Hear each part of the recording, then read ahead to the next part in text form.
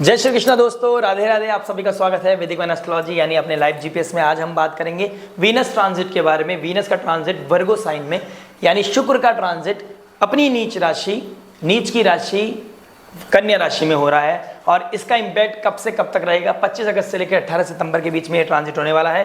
और वीनस आपके पराक्रम का और 8th हाउस का, 3rd हाउस और 8th हाउस का मालिक होकर 7th हाउस में जाके बैठ गया है, नीच का हो गया है। ठीक है, प्रॉब्लम्स, डिवोर्स, पार्टनरशिप, स्पाउस से रिलेटेड इवेंट्स आपके अब और प्रोमिनेंट हो जाएंगे और ज़्यादा हाईलाइट हो जाएंगे। दिक्कतें, जो भी चैलेंजेस आप सफ़र कर रहे हो उस चीज़ में कहीं ना कहीं एक और पुश लगेगा और उसमें कहीं ना कहीं चैलेंजेस आएंगे। लेकिन इस चैलेंजेस को ख़त्म कैसे करना है, कम कैसे करना है, यही हमारा काम है। यही ज्योतिष और ज्योतिष आचार्य का काम है, आपको गाइडेंस देना, गाइड करना। और इसमें मैं आपकी पूरी हेल्प करूंगा। यही लाइव जीपीएस है आपके साथ जो जुड़ने वाला है। आप अगर यहाँ तक पहुँच गए और आप मुझे सुन पा रहे हैं तो लाइक कीजिए, शेयर कीजिए अपनी फैमिली फ्रेंड के साथ और सब्सक्राइब करना मत भूलिएगा, क्योंकि ये ज्योतिष एक ऐसा माध्यम है, यूट्यूब एक ऐसा प्लेटफॉर्म है, ज्योतिष की बात आप तक पहुंचेगी और आपके थ्रू और आपके अपनों तक पहुंचेगी और इसके थ्रू ज्योतिष को हम बढ़ा सकते हैं, एक सही मार्गदर्शन दे सकते हैं, एक सही तरीके से। जीपीएस का जो काम करेगी आपकी लाइफ में, चैलेंजेस कम करेगी, इसका आइडिया आपको लग जाएगा। बने रहिए, जुड़े रहिए, देखते रहिए वैदिक फन आपका लाइव जीपीएस। आइए सबसे पहले जान लेते हैं वीनस के बारे में। वीनस हमारी लाइफ में डिनोट क्या करता है, वीनस है क्या चीज़। वीनस जारी लग्जरी को डिनोट करता है, वीनस सारी हमारी फाइनेंस को डिनोट करता है, वीनस हमारी लाइफ में प्लेजर, जॉय, आनंद को जो डिनोट करता है, औरों में आनंद सीख करना, औरों में अपना प्लेजर सीख करना, इस चीज़ को वीनस डिनोट करता है। आपके सारे रिलेशनशिप को, आपकी मैरिज को, आपकी हर लाइफ में जितनी भी फीमेल्स आपके इर्द गिर्द हैं, चाहे वो माँ हो, आपकी बहन हो, आपके स्पाउस हो, कलीग हो, कोई नेबर हो, कोई भी हो, वो आपकी वीनस है। और उनकी रेस्पेक्ट करना यानी वीनस को, उनको वैल्यू देना यानी वीनस को, उनको अच्छा बिहेवियर उनके साथ आपके वीनस को उच्च बनाता है। बैठा कहीं भी हो, लेकिन अगर आपकी एक्टिविटीज, आपके कर्मा अच्छे हैं तो वो ऑटोमेटिकली उच्च हो जाएगा। इसी को गाइडेंस बोलते हैं, इसी को कर्मा बोलते हैं, इसको एनर्जी अलाइनमेंट बोलते हैं। एनर्जीज क्या बोल रही हैं, लेकिन हमको एनर्जीज को शांत करके किस एनर्जी को एम्पलीफाई करना है, यही काम ज्योतिष का है, यही काम एस्ट्रोलॉजी का है, यही काम मेरा है। और मैं आप तक अपनी बात पहुंचा पा रहा हूं through astrology, through YouTube, social media. आपने बस क्या करना है, मेरी हेल्प करनी है, मेरे कॉन्फिडेंस को भी बूस्ट करना है, मेरे कॉन्फिडेंस को बनाए रखना है। मैं आपके साथ तो बना ही रहूंगा। आइए बढ़ते हैं आगे। मैंने आपको बता दिया वीनस क्या डिनोट करता है। वीनस आपके 7th हाउस में बैठा है। मैंने आपको बता दिया क्या नाम है, किस किस का मालिक है, आपके 8th हाउस और 3rd हाउस का मालिक है। लेकिन बैठा कहाँ है, काम त्रिकोण। डिजायर्स बढ़ जाती हैं। डिजायर्स को कैसे कंट्रोल करोगे, अगर डिजायर्स कंट्रोल हो जाए तो सब कुछ, अगर डिजायर ही ना हो तो फिर तो मोक्ष की तरफ बढ़ जाएगा, मोक्ष हो जाए फिर तो भगवान की प्राप्ति अद्भुत हो जाएगी, लीला है तो फिर राधे राधे हो जाएगा, आनंद आ जाएगा लाइफ में। अब समझ लेते हैं, अगर बहुत इंपॉर्टेंट चीज आपको बताता हूं, वीनस अगर आपकी कुंडली में ही नीच का होके बैठे हैं, अगर वो नीच के होके बैठ के कुंडली में आपके, अगर कुंडली में बैठने के बाद अभी वीनस के ऊपर से वीनस ट्रांजिट कर रहा है, प्लस केतु भी बैठा है।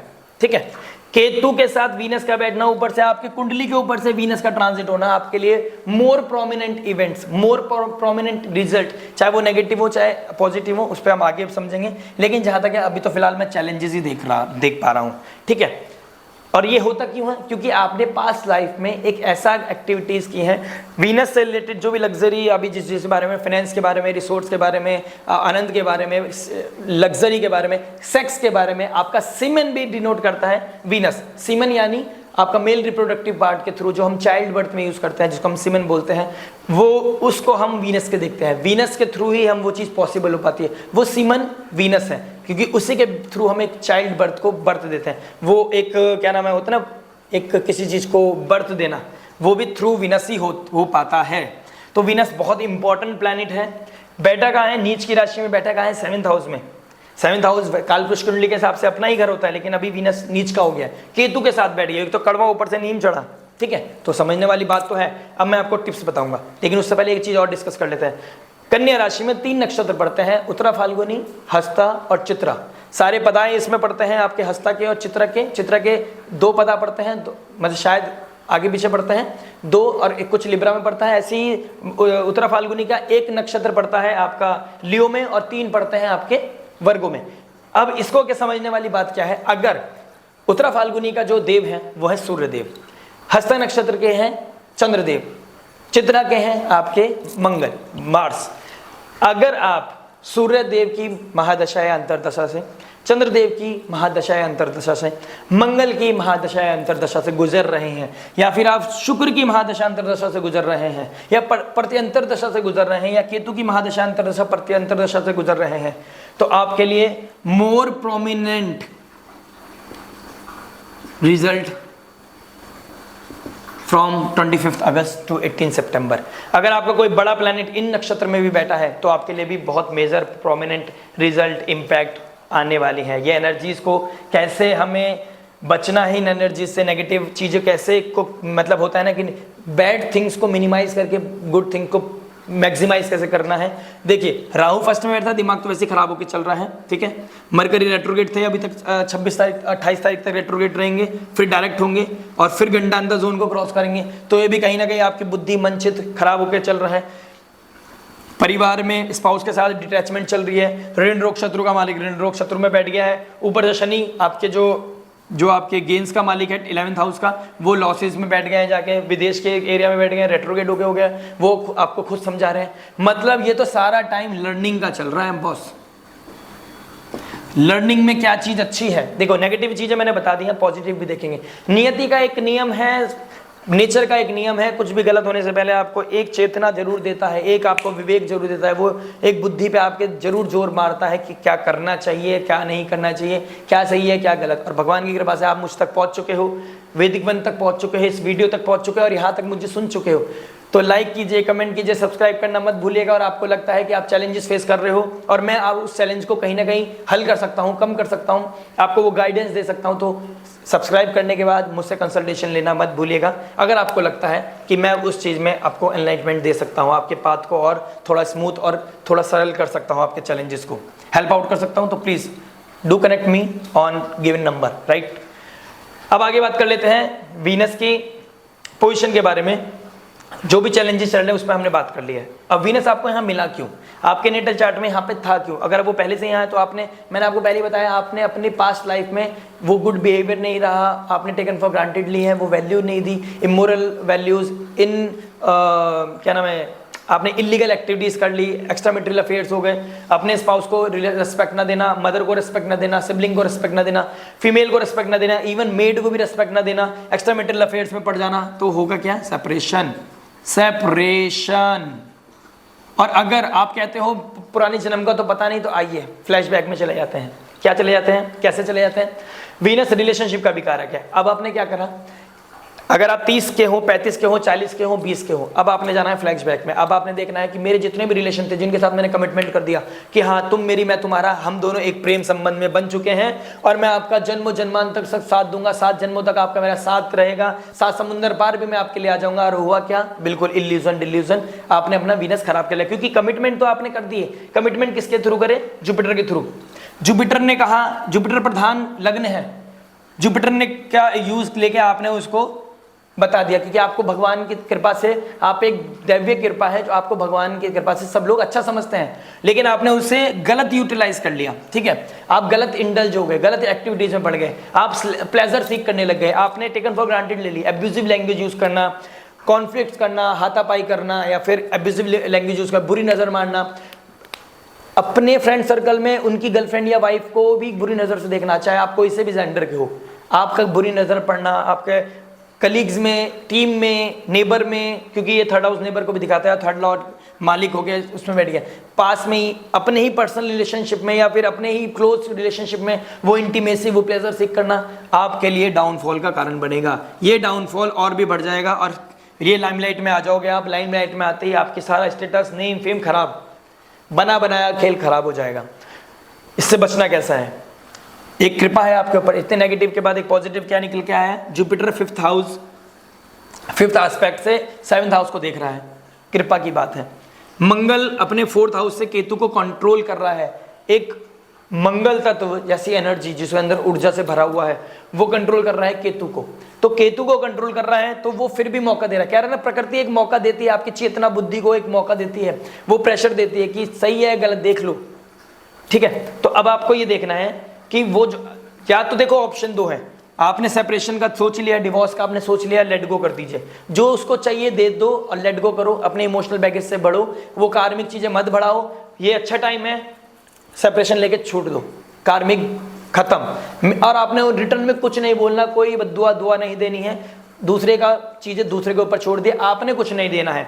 अगर आप मेरी बात सुन पा रहे हो तो आपने या तो कोर्ट कचहरी में आप पड़ गए हो, आपने डिवोर्स लेना ही है, ऋण रोग शत्रु आपको परेशान कर रहे हैं, कोई डिजीज है उसके लिए आपने वर्कआउट करना है, स्पाउस के डिजीज के ऊपर भी वर्कआउट करने का समय है, तो करो। आपके भावना ये होनी चाहिए, मुझे सर्व करना है। The moment you feel like that I need to serve towards female, towards needy people, towards your family, towards your spouse, जैसे आपने सोचा कि मुझे अपने भाई बहन, स्पाउस, फैमिली, परिवार या फिर किसी नीडी को सपोर्ट करने का टाइम है और आप कर सकते हो, वो कैपेबिलिटीज आपके अंदर दे रखी है जुपिटर ने, तो आपको जरूर करना चाहिए। आप वीनस को स्ट्रेंथ दे दोगे, वीनस को पावर दे दोगे और अपनी लाइफ में वो ग्रेस पालोगे, वो एनलाइटमेंट आपको जरूर मिलेगी, कहीं ना कहीं वो ब्लंडर होने से बच जाएगा। लेकिन अगर आपने वो बैगेज है आपके सिर पे और आपने वो डिवोर्स ले लिया और आपने चाहते हो वो separation is only the way to get rid of all these challenges, तो आप ले लीजिए और लेट गो करिए। बस आपने कुछ नहीं कहना, जो मांग रहा है, नॉमिनीज है, जो भी आपने जो भी फॉर्मेलिटीज है वो पूरी करके राधे राधे कर दो, आप इससे निकल आओ। अगर वो चांसेस हैं आपके पास और आप चाहते हो इस चीज रिश्ते को बचाना, एक तो no illegal activities, no values खराब नहीं करनी, स्पाउस को क्रॉस नहीं करना है, स्पाउस को हेल्दी रखना है, उसको एब्यूसिव यूज नहीं करना, be sorry, be humble, be grateful, be gratitude, show some gratitude towards your spouse, towards your female, जो भी फीमेल के साथ आपके चैलेंजेस चल रहे हैं। और प्लस सबसे बड़ी रेमेडी, आपने हर उस इंसान को माफ़ी मांगनी है, हर इंसान से, हर उस इंसान को जिसको आपने तकलीफ दी है, उनसे सॉरी फील कीजिए, उनसे ask for the forgiveness, ask for that respect, वो आस्क फॉर दैट माफ़ी माननामा, give that respect, give that value. और वही चीज़ को आप मतलब क्लोजर दीजिए उस चीज़ को, कि उसके दिमाग में कोई बात ना रहे, आपका फ़ोन गया, आपने मिले या फिर आपने कोई भी बात करी और नहीं बात कर पा रहे हो, तो आपने भगवान के प्रति, भगवान को साक्षी मान के वो फॉरगिवनेस भगवान से कहिए कि भगवान जो मेरे से गलती हुई उसके लिए मुझे क्षमा याचना, जो भी भाव, जो भी समय काल था, जिस तरीके की स्थिति बनी थी, जिस भी वजह से मैंने ये चीज़ करी है,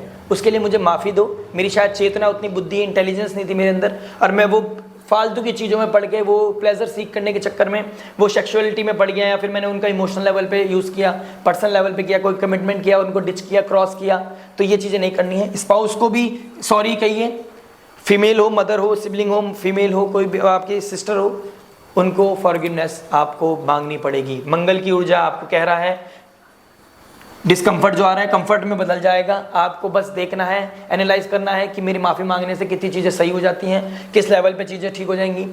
किसी से माफ़ी मांगने में कोई चीज़ छोटी नहीं होती, कोई चीज़ बुरी नहीं होती। माफ़ी अपने आप में बहुत बड़ी चीज़ है, आपको डाउन टू अर्थ लेके आती है, काइंडनेस लाती है, आपके अंदर एक रीबॉर्न करती है, आपका रीबर्थ हो जाता है। Let go, rebirth, new life, और यही जुपिटर चाहते हैं।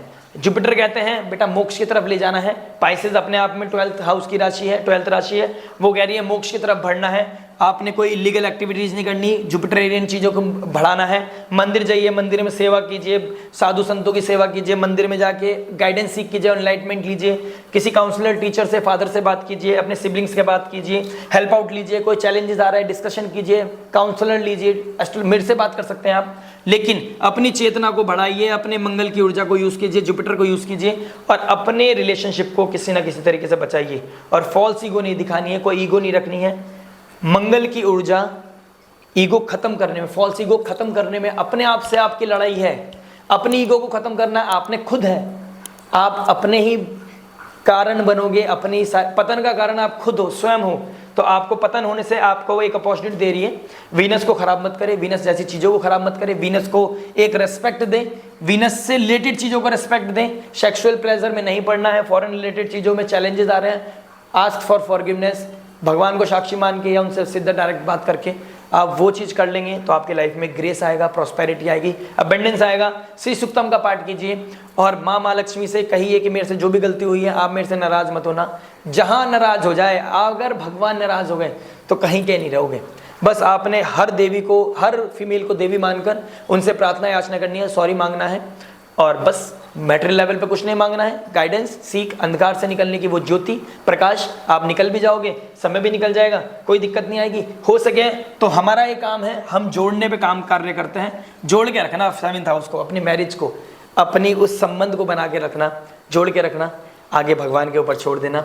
बाकी जो भी हो सकेगा आप हमसे बात कर सकते हैं, मिल सकते हैं, कंसल्टेशन ले सकते हैं। बने रहिए, जुड़े रहिए, सब्सक्राइब कीजिए, लाइक कीजिए, अगर कोई भी व्यूज़ है कमेंट में शेयर कीजिए, हम उस पर और भी डिटेल में बात करेंगे। इस तरह की वीडियोस मैं आपके लिए लाता रहूँगा। हम हर ट्रांजिट पे 12 राशियों के बारे में बात करते हैं। आप अगर ये वीडियो सुन के अगर आपको लगता है कि आप किसी को भेज के, अगर आपको लगता है ये आपकी नहीं है और किसी और की आप उसके सुन रहे हो, तो उनको वो चीज़ शेयर की के उनको एक आइडिया मिल जाएगा, शायद आपके थ्रू मिल जाए, तो कहीं ना कहीं पूर्व पुण्य, आपके पुण्य भी आपके ऐड ऑन हो जाएंगे।